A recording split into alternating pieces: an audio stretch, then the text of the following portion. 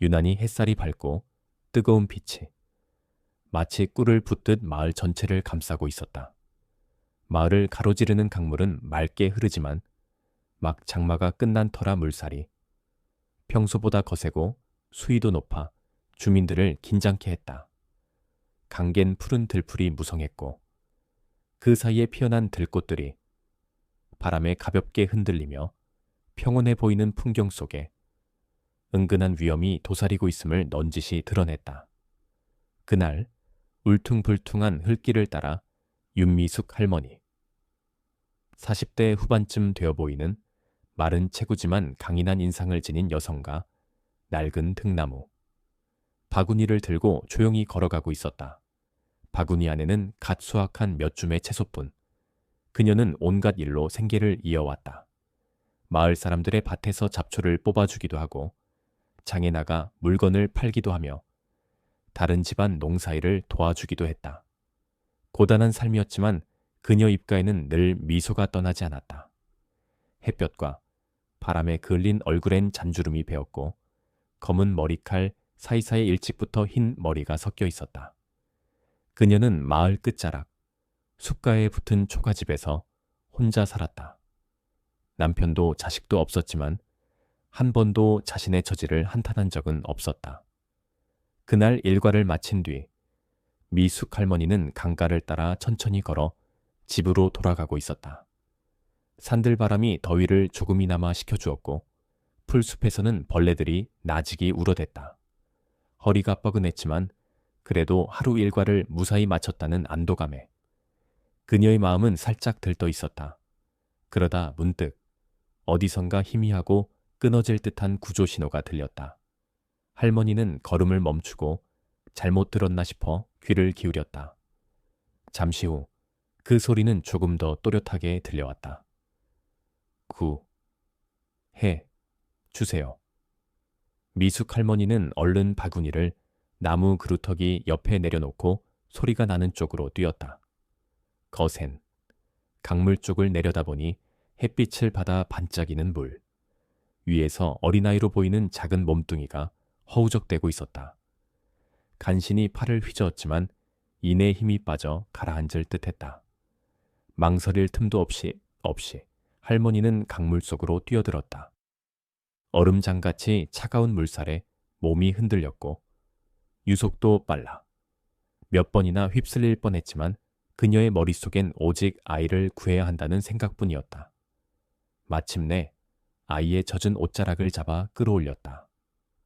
아이의 나이는 대략 8, 9살 정도로 보였다. 얼굴은 파랗게 질렸고 눈은 꼭 감긴 채 거의 의식을 잃은 상태였다. 할머니는 악착같이 아이를 붙들고 거센 물살을 뚫어 강가의 자갈밭 쪽으로 힘겹게 헤엄쳤다. 몇 번이나 둘 다 휩쓸릴 뻔했지만 끝내 무사히 물가에 도달했다. 아이의 숨소리는 몹시 약했고 당장이라도 끊어질 듯 위태로웠다. 거침없이 할머니는 기억을 더듬어 심폐소생술을 시도했다. 마을에서 진행된 구조교육을 어렴풋이 들은 적이 있었던 덕분이었다.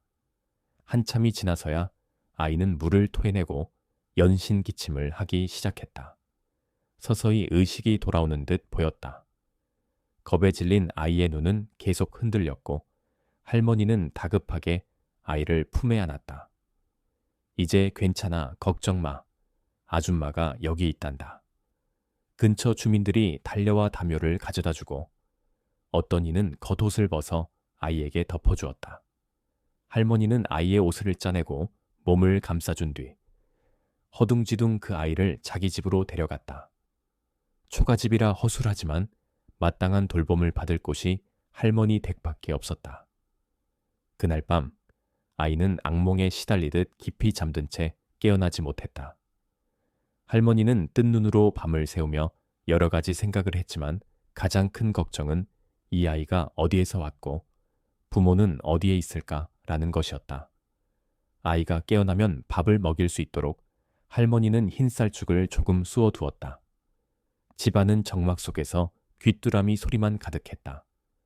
늘 혼자 지내던 할머니 댁에 갑자기 아이가 머물게 되다니 할머니도 어찌해야 할지 몰랐지만 일단은 아이를 보살펴야 한다고 마음먹었다. 다음 날 아침, 아이는 낯선 곳에서 눈을 뜨고 겁에 질린 표정으로 주변을 두리번거렸다. 흙벽에 초가 지붕, 쓰임새가 거의 없는 허름한 살림살이. 할머니는 아이가 깨어나자 반가워하며 아이 곁으로 다가갔다. 아이는 아직 기운이 없어 힘겹게 숨을 몰아쉬었다.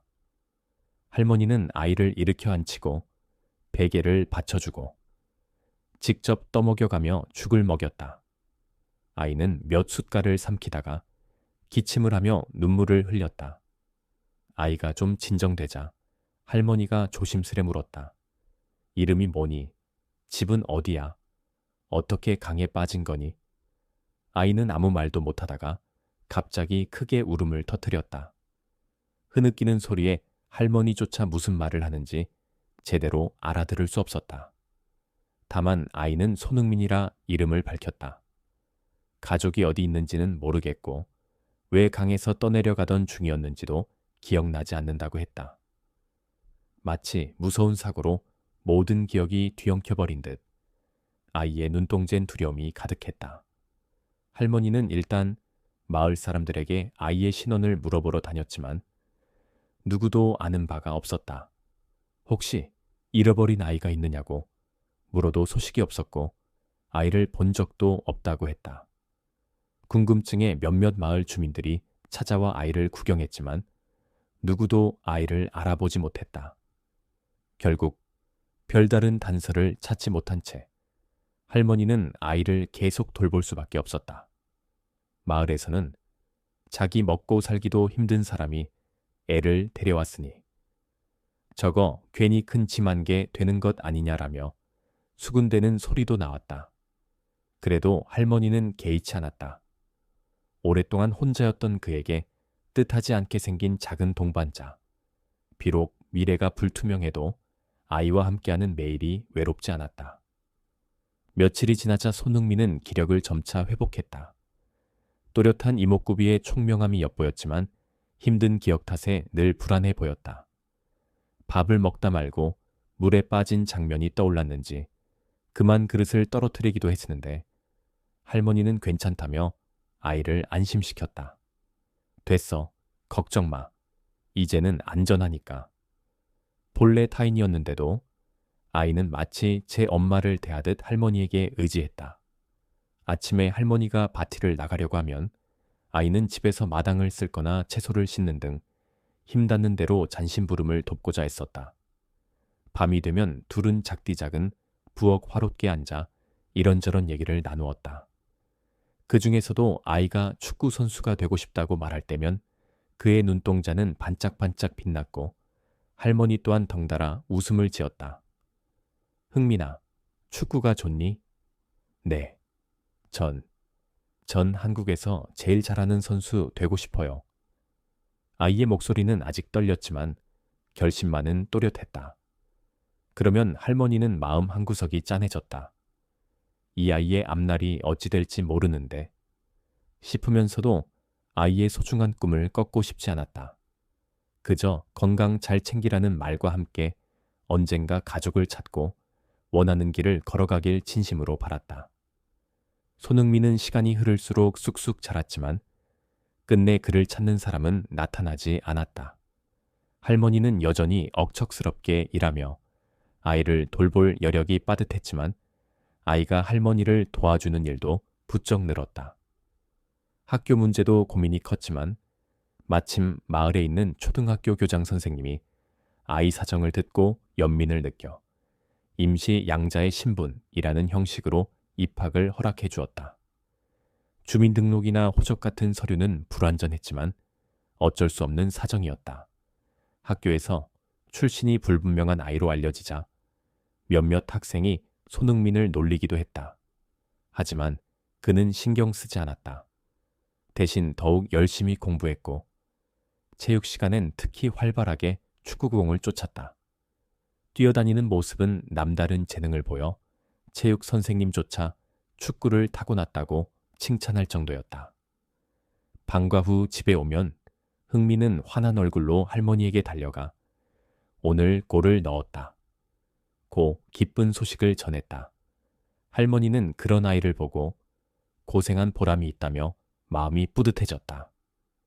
여유 없는 형편에도 아이가 축구공을 좋아하니 할머니는 조금씩 돈을 모아 헌 축구공 하나를 사주었다.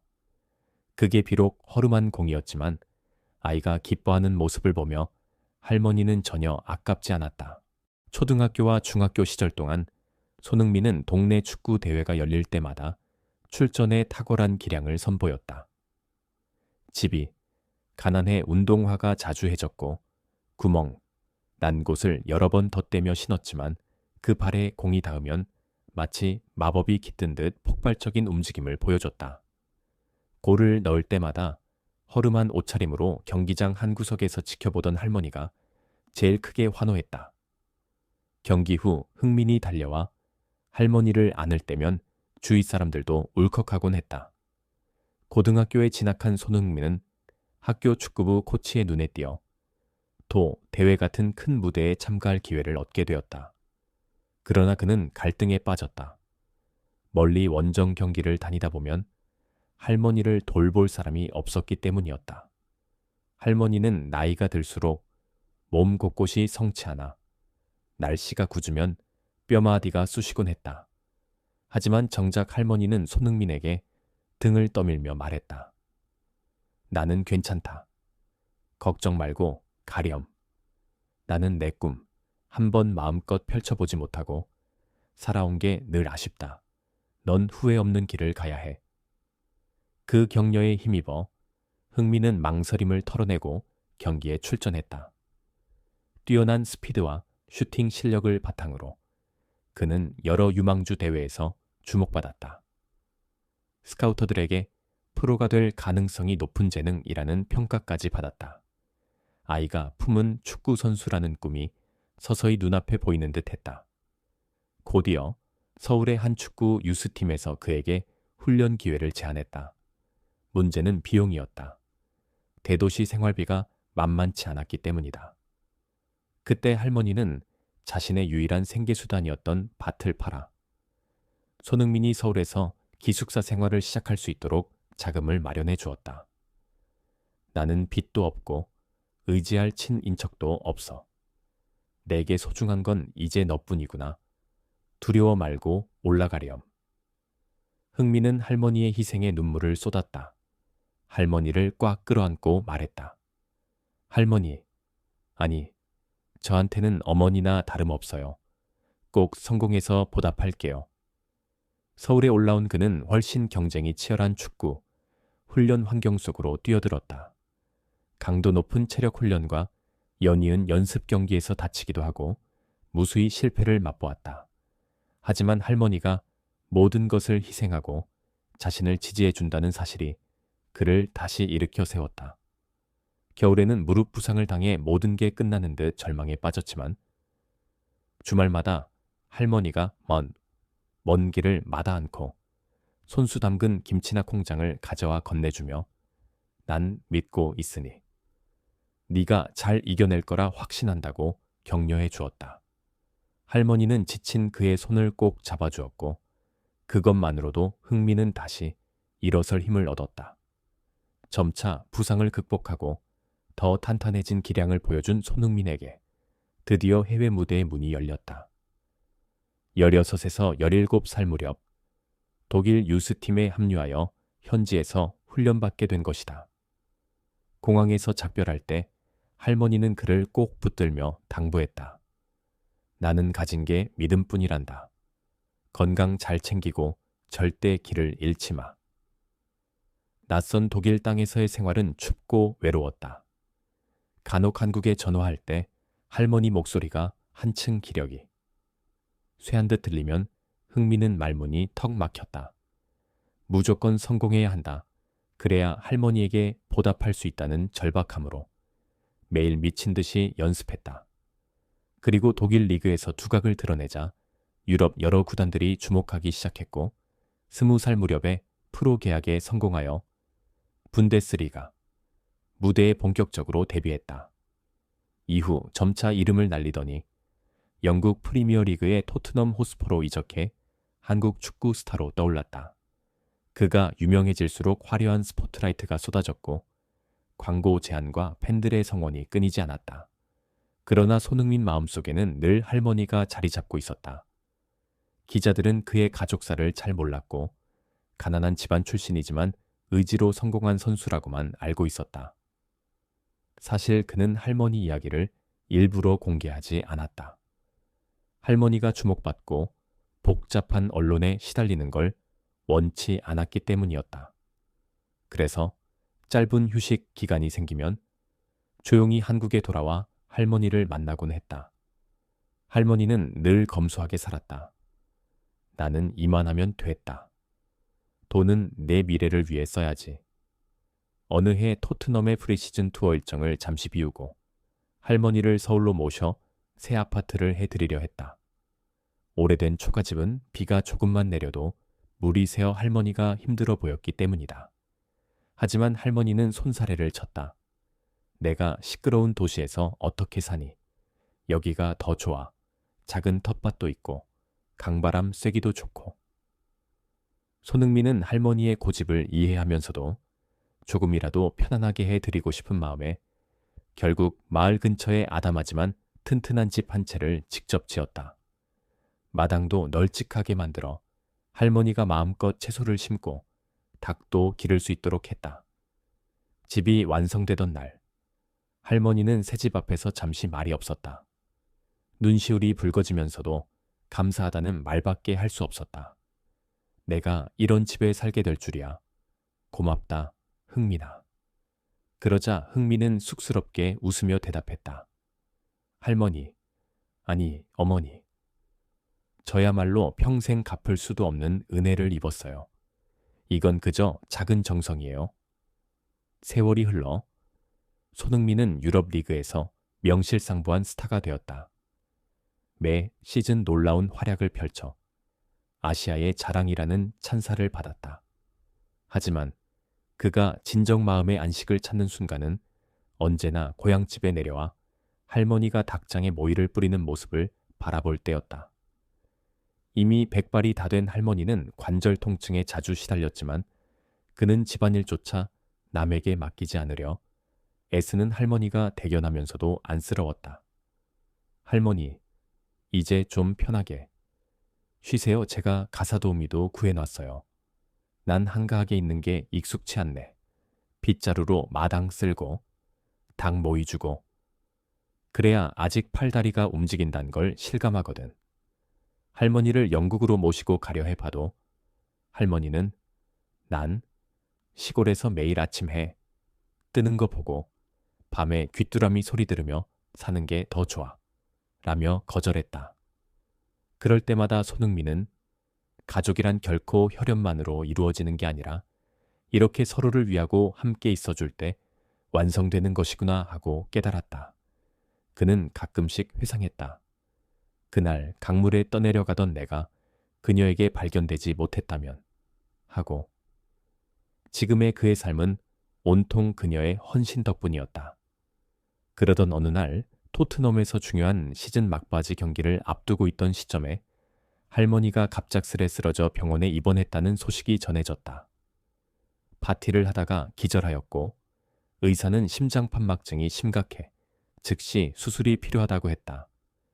손흥민은 그 길로 바로 한국행 비행기에 올랐다. 구단도 그의 사정을 이해해 주었다.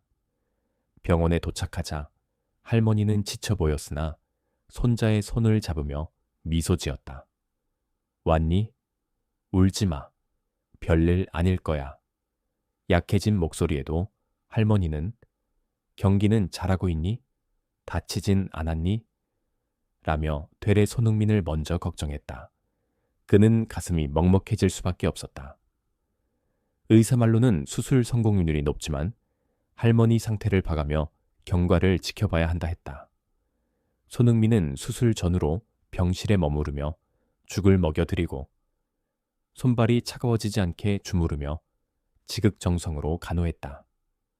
수술 당일 그 긴 시간 동안 문 밖을 떠나지 않고 기도하듯 대기하던 그는 의료진이 수술이 잘 끝났다고 말하자마자 울음을 터뜨렸다. 할머니가 건강히 깨어날 수 있다는 사실이 그토록 감사했다.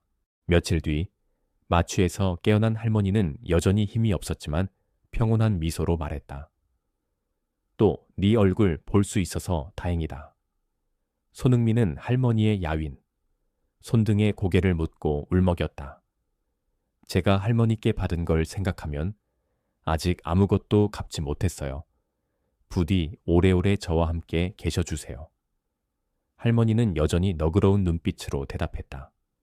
난 네가 더 오래 뛰는 모습을 보고 싶어. 너의 골, 너의 이름을 온 세상이 부르는 걸 보고 싶단다. 그 뒤 할머니는 느리지만 조금씩 건강을 되찾았고 손흥민은 편한 집을 구해 할머니를 모셨다. 시골이 좋다며 고집하던 할머니도 손자의 마음을 헤아려 이번만은 마지못해 도시에 머물러 주었다. 그 사이 미담이 하나둘 보도되면서 사람들이 손흥민이 병실에서 극진히 돌보는 그분은 누구신가 하고 궁금해하기 시작했다. 그는 단호하게 한마디로 정리했다. 제 어머니십니다. 저를 살려주신 분이고 오늘의 저를 있게 해주신 분이에요. 그 사연은 빠르게 퍼져 대한민국은 물론이고 해외 팬들까지 감동을 받았다. 할머니는 유명 인사가 되어버렸지만 그저 담담하게 우리 이야기가 혹시 누군가에게 작은 희망이 된다면 좋겠다고 말할 뿐이었다. 할머니의 몸이 어느 정도 안정된 뒤 손흥민은 다시 영국으로 돌아갔다. 시즌 준비가 한창이었고 할머니도 내가 약속했잖니. 내 경기 오래 지켜볼 거라고. 걱정 말고 가렴이라며 그를 응원했다. 비행기에 오르기 전 그는 아득히 먼 옛날을 떠올렸다. 차가운 강물, 허름한 초가집, 낡은 바구니에 담긴 채소. 그는 한때 꿈이 축구 선수가 되는 것이 전부라고 여겼다. 그러나 지금은 그 꿈 못지않게 소중한 바람이 생겼다. 할머니가 아프지 않고 오래 살아 계셔서 내가 마음껏 효도할 수 있으면 좋겠다. 이후로도 손흥민은 경기에서 눈부신 활약을 펼치며 팀의 주축 공격수로 자리매김했다. 골을 넣을 때면 하늘을 향해 손짓하듯 제스처를 취했는데 그것은 누구보다도 자신의 경기를 지켜보고 있을 어머니에게 보내는 감사의 표현이었다. 경기가 끝난 뒤엔 할머니가 깨어 계실 시간인지 확인하고 영상통화를 걸어 오늘 골 보셨어요? 하고 묻는다. 할머니는 기쁨에 겨운 목소리로 늘 이렇게 답했다. 그래, 잘했어, 흥민아. 그래서 물에 빠졌던 어린아이 손흥민은 결국 전 세계인의 사랑을 받는 축구 스타가 되었다. 과거의 상흔은 그에게 현재의 감사를 더욱 깊이 알게 해주었다. 그리고 무엇보다도 그 곁에는 강물에서 건져준 윤미숙 할머니가 있었다. 그녀의 따뜻한 손길과 헌신이 손흥민의 꿈에 날개를 달아주었고 그를 살아있는 기적으로 이끌었다.